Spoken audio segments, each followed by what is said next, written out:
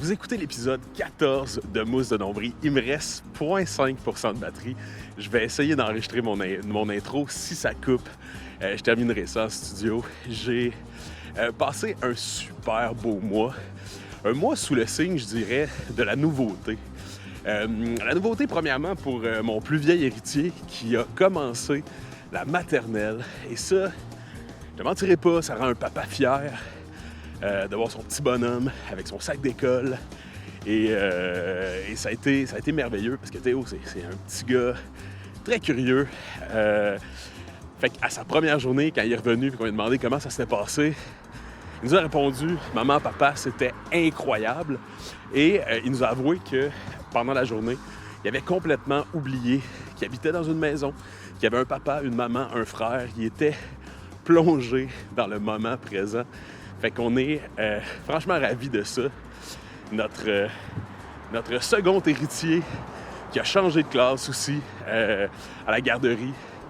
Et c'est ça. Puis ça aussi, c'est magnifique. Tu sais, c'est la vie. Puis j'ai l'impression que ça a passé tellement vite. Et là, je dis ça, puis c'est ça. Je me sens vieillir en le disant. Tu sais, je suis un jeune vieux. Tu sais, j'ai du poil sur les oreilles, vraiment de plus en plus. Mais si je suis fier de ces deux petites bines-là. Parlant de fierté, ça a été un beau moment. J'en ai parlé au dernier épisode que j'allais tenter ma chance sur la scène à une soirée d'open mic finalement. Et ça a été vraiment le fun. Ça m'a plongé l'exercice créatif d'écrire un numéro. Ça a été fabuleux. Je me suis bien amusé. Fait que j'ai écrit un paquet de blagues et j'ai répété mon numéro, mais je l'ai changé, je l'ai répété, je l'ai changé, je l'ai répété, je l'ai changé. Si bien qu'à un moment donné, est venu le temps de le faire. J'ai eu un sentiment de flotter tout le long. Puis, en sortant, je suis sorti quand même avec un certain sentiment de satisfaction, de plénitude, de bonheur. Mais j'ai fait la gaffe de m'enregistrer et puis je me suis réécouté après. Et là, c'est là que j'ai vu tout ce qui marchait pas. Mais, tu sais, je me suis dit, là, ici, ça manque de rythme. Ici, c'était pas tout à fait le bon ton. Ici, j'aurais pu couper. Et je me suis rendu compte, surtout, que j'avais oublié à peu près 50% de mes blagues. Mais ça a été le plus important, je pense, c'est le sentiment d'avoir été en communion avec le public, d'avoir vécu quelque chose d'assez transcendant. Ça a été le fun. Ça a été vraiment très chouette. Je vous en mettrai peut-être des petits bouts. Peut-être le début, peut-être la fin. Puis, ben, c'est ici que j'ai manqué de batterie. Mais l'essentiel était dit. Bon épisode! Des créations inopinées qui te poussent en retard. Des convictions et des reculs, ça me rend content. Du doux, du drôle, du poétique, un fantastique. Faites la sortie, célébrez-la, mange de nombril. Les gagnants de l'évolution. On dit souvent que l'être humain est une bébite qui est évoluée, tu sais. Puis moi, dans ma tête, là, qui a vraiment gagné au combat de l'évolution? C'est les araignées qui sont assez bright pour tisser leur toile en dessous des projecteurs dans les stationnements des concessionnaires. Eux autres, là, dans le fond, sont logés, nourris. Ça leur coûte pas une scène, puis à tous les jours, c'est un festin. C'est eux autres qui gagnent l'évolution. Le beurre est rendu 10$. Eux autres, ils mangent du shish kebab de mouche à volonté. C'est eux autres qui gagnent. Le diagramme. Cette semaine, ma collègue a apporté un plateau de légumes pour dîner. Puis, elle a partagé ses légumes, tu sais, fait qu'on mangeait des légumes.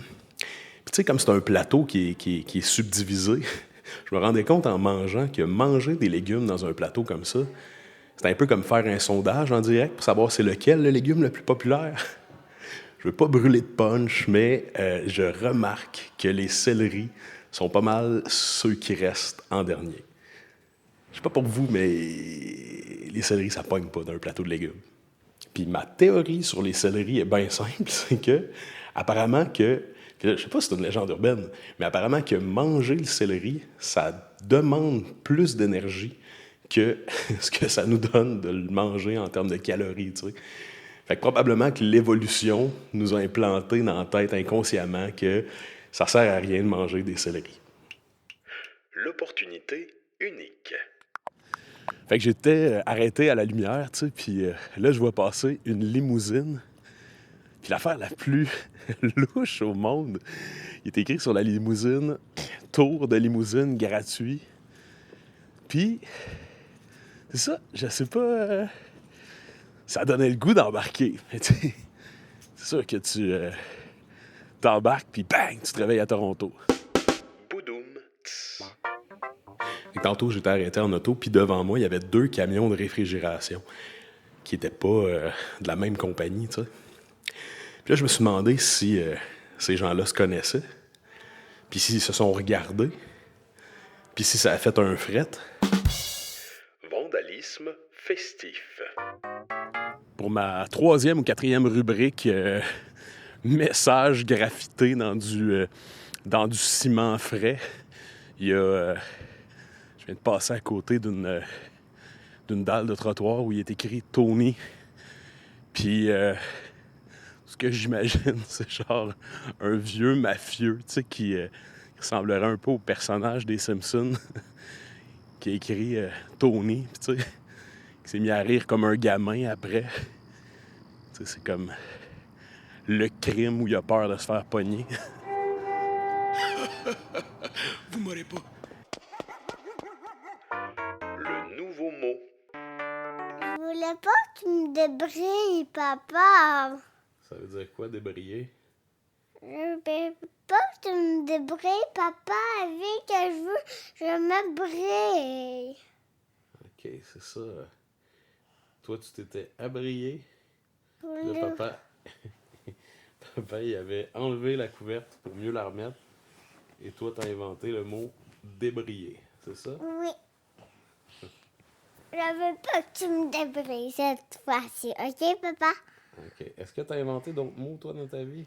Oui, s'il te plaît. Merci. C'est toi qui as inventé ces mots-là. Oui. C'est moi qui ai inventé, s'il te plaît. Merci. Le silencieux. Fait qu'en marchant il y a quelques instants, je suis tombé sur... je suis pas tombé physiquement, mais j'ai aperçu un silencieux d'auto qui était détaché. Puis il était dans la rue, tu sais.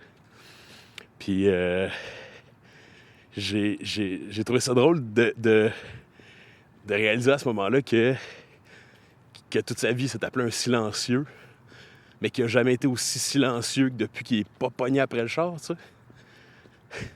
J'ai trouvé ça poétique. Je sais pas, je me suis imaginé... Imagine-toi si ce silencieux-là, c'est une personne, tu sais, que toute sa vie, il a fait un travail, je sais pas, moi, il travaillait dans une crèmerie, tu sais, puis finalement, le moment où il exerce le mieux sa job, c'est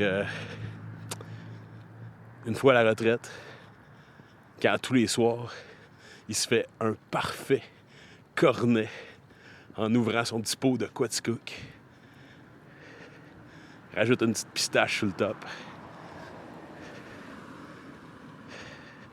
Une minute de silence pour le silencieux.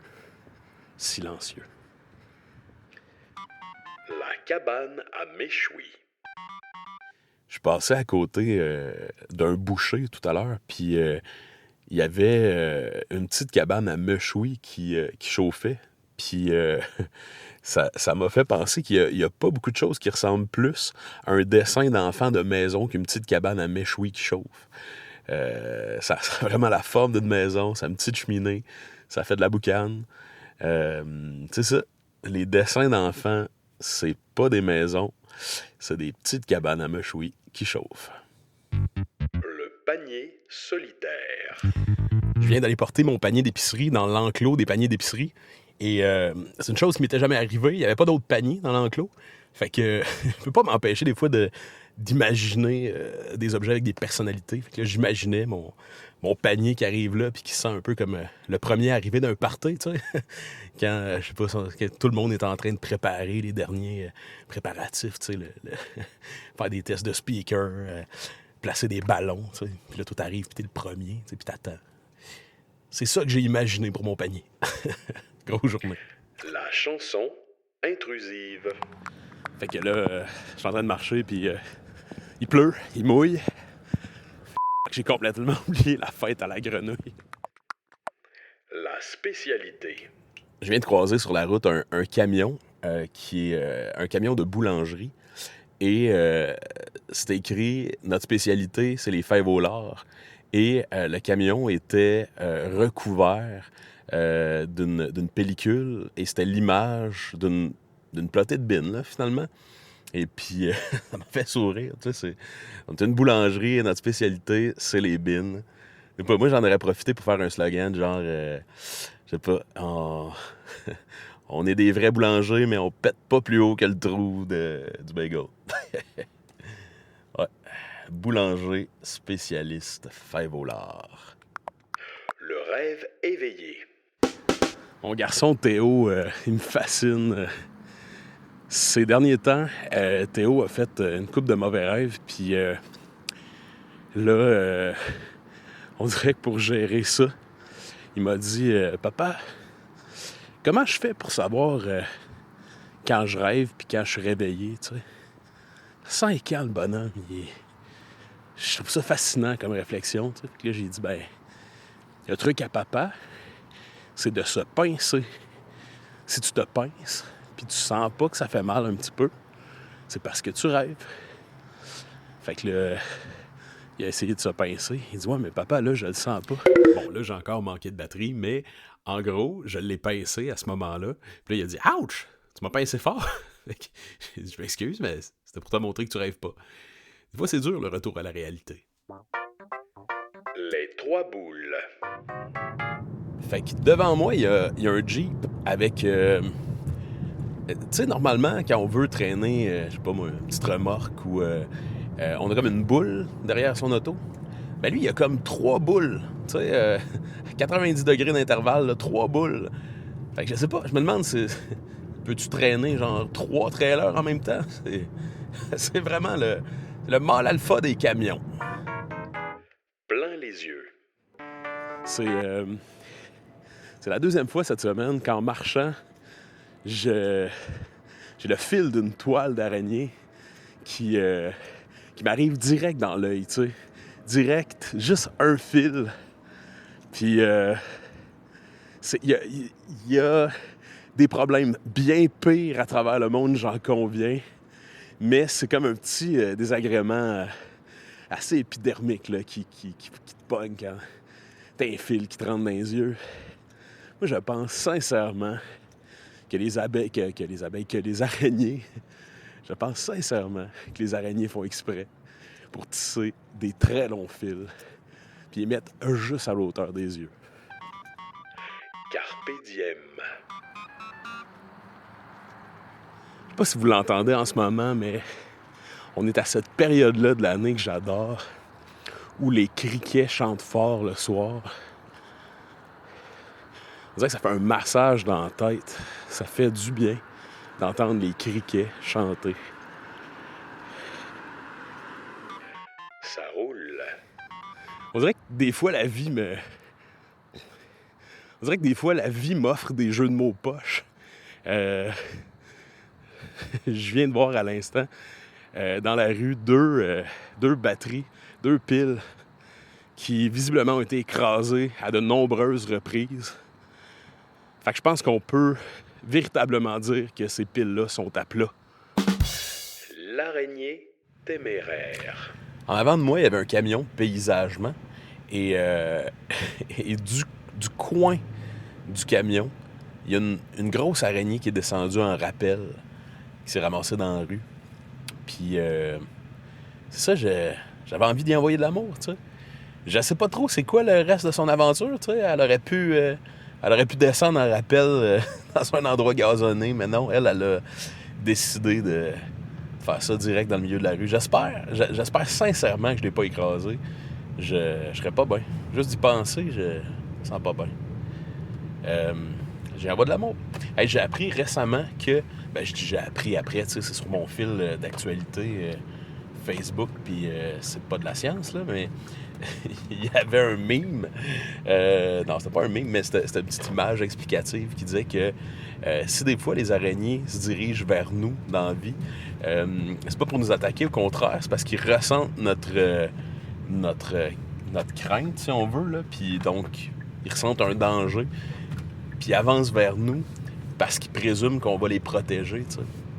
Après, je sais vraiment pas si c'est vrai. Sauf que ça m'a brisé le cœur, tu sais. En même temps, moi, je suis le gars qui sort les araignées, tu sais. Je les écrase pas. Moi, je les relocalise. Fait que, tu sais, je me dis que j'ai au moins ça de moins sur ma conscience. C'est fin, des araignées. C'est fin. Je sais pas si vous avez déjà vu celles qui ont comme 4 gros yeux, là. Puis, là, je sais ça, je parle beaucoup des... J'ai vu une vidéo aussi de quelqu'un qui avait ça comme animal de compagnie, sa petite araignée-là, puis il faisait pas un fist bump, mais un finger bump avec son doigt, tu sais, puis elle fait poup! C'est mignon. Petit extrait de mon premier stand-up où je fais du crowdwork avec un chien. Vous êtes tellement beau, là. Si j'étais un Golden Doodle, là, vous le verriez, vous êtes beau aussi. Vous êtes magnifique, vous êtes vraiment beau. Ben, d'abord et avant tout, je voudrais commencer par vous dire merci d'être là. Hein? Parce que mine de rien, si vous étiez pas là, je serais un monsieur qui parle tout seul d'un stationnement d'une boîte de troc. Ouais. Merci d'être là.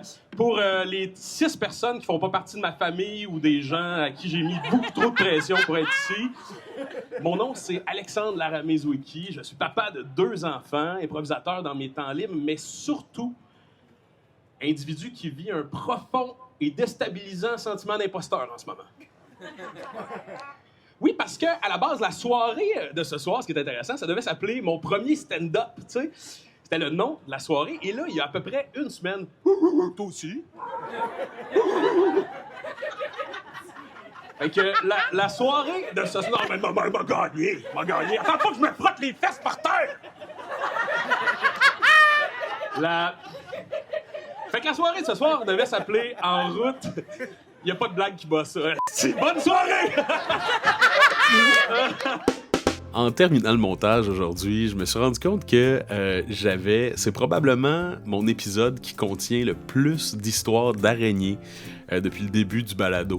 Alors, si vous avez une compagnie, une animalerie, je sais pas, vous vendez des reptiles, vous vendez des tarentules, il y a peut-être un partenariat à faire, tu sais, je sais pas, code promo Aragzoo 8 pour 8% de rabais. Il y a quelque chose à faire. Je dis ça, je dis rien. Merci pour votre écoute cette semaine encore. Hey, je me demandais, est-ce que j'ai des amis français qui écoutent? Si c'est le cas, écrivez-moi un petit commentaire parce que je me suis rendu compte récemment qu'en France, vous disiez pas mousse de nombril, mais bien peluche ombilicale. Fait que c'est ça. Je trouve ça très mignon. Peluche ombilicale. C'est tout. Il n'y a vraiment pas d'autre punch, mais je vais peut-être faire un épisode spécial où je vais écrire peluche ombilicale au lieu de mousse de nombril. Vous envoyez un petit peu de publicité chez les cousins pour voir si ça explose au pays de Molière. Donc, merci énormément pour votre écoute aujourd'hui. Merci, comme toujours, à mon ami Antoine Montero, à la musique, au jingle d'ouverture. Et merci à Won Jung-wei pour la chanson. Tu sais, quand je dis le jingle, c'est vraiment le jingle qui a été écrit par Antoine et tout ce qui est petit bed musical, c'est Won Jung-wei. Voilà, je vous souhaite un magnifique mois à venir. Je vous souhaite de vivre, vous aussi, des nouveautés, de vous lancer des petits défis. Et si vous le faites, si vous sortez de votre zone de confort, écrivez-moi. Je suis curieux, j'ai envie de vous lire. Et d'ici là, n'hésitez pas à aller visiter mes réseaux aussi, j'en parle pas si souvent que ça, mais à l'Arzou sur TikTok, sur Instagram, il y a des petits trucs assez rigolos là-dessus. Bon mois. J'ai déjà hâte de vous revoir le mois prochain pour un autre épisode de Mousse de Nombril.